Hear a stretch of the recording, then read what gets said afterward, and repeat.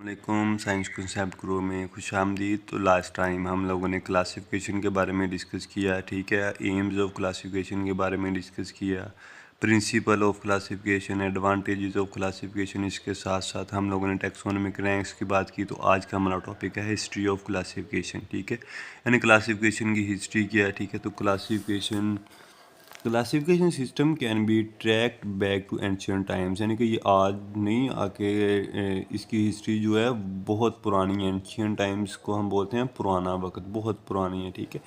Aristotle जो कि हमारे पास 384 से 322 BC तक, ठीक है, इसका दौर रहा है, ठीक है।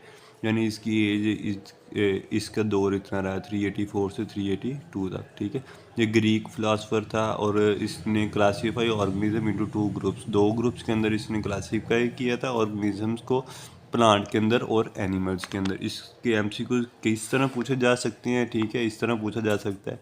अरिस्टोटल ने ऑर्गेनिजम्स को कितने ग्रुप्स के अंदर डिवाइड किया, टू ग्रुप्स के अंदर। या इस तरह भी पूछा जा सकता है कि कौन सा ऐसा साइंसदान था जिसने ऑर्गेनिजम्स को टू ग्रुप्स के अंदर, प्लांट और एनिमल्स के अंदर डिवाइड किया। तो वो हमारे पास अरिस्टोटल आ जाएगा, ठीक है। अरिस्टो भी इसे बोलते हैं, अरिस्टो, ठीक है। नेक्स्ट हमारे पास अबू उस्मान उमर अल जाहिज, ठीक है। ये एक अरब का स्कॉलर था। ये भी एमसीक्यू के तौर पे इनका दौर भी पूछा जा सकता है, ठीक है। तो ये भी याद रखिएगा।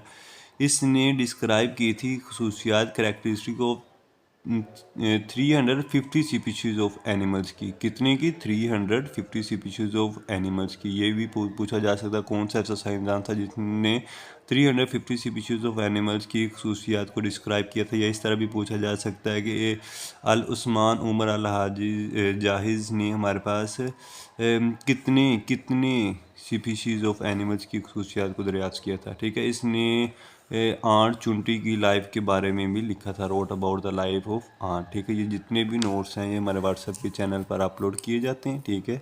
तो वो हासिल करने के लिए ज़रूर हमारा ये यूट्यूब का चैनल सब्सक्राइब करें, लाइक करें, कमेंट करें। अगर कोई बात आप लोगों को समझ नहीं आई तो व्हाट्सएप के चैनल का लिंक डिस्क्रिप्शन में दिया जाएगा, तो वहाँ से ज्वाइन कर लें ताकि आप लोगों को ये नोट्स मिल सकें, ठीक है। नेक्स्ट जो हमारे पास एंड्रिया कैसल पीना, ठीक है। कैसल पीना, ठीक है। ये इटली का बोटैनिस्ट, यानी कि पौधों के बारे में जानने वाला था। इल्म इसको स्टडी थी पौधों के बारे में। इसने डिवाइड किया प्लांट को अंदर 15 ग्रुप्स के अंदर, ठीक है। 15 ग्रुप्स के अंदर प्लांट को किसने डिवाइड किया था? एंड्रिया कैसल पीनिया ने, ठीक है। नेक्स्ट हमारे पास टोरनी फोर्ट आ जाता है, ठीक है। ये फ्रांस का था। इसने इंट्रोड्यूस किया था tax of class and species को, ठीक है। यानी कि जो टैक्सोनॉमिक रैंक के अंदर हमारा, इसने क्लास को और स्पीशीज़ को इंट्रोड्यूस किया था। ये भी पूछा जा सकता है कि कौन सा साइंसदान था जिसने ऑर्गेनिज्म को इंट्रोड्यूस करवाया था, टैक्सा को, क्लास और स्पीशीज़ की टैक्सा को इंट्रोड्यूस करवाया था, ठीक है। कार्ल लेनेस आ जाता है, ठीक है। ये स्वीडिश का रहने वाला था, ठीक है।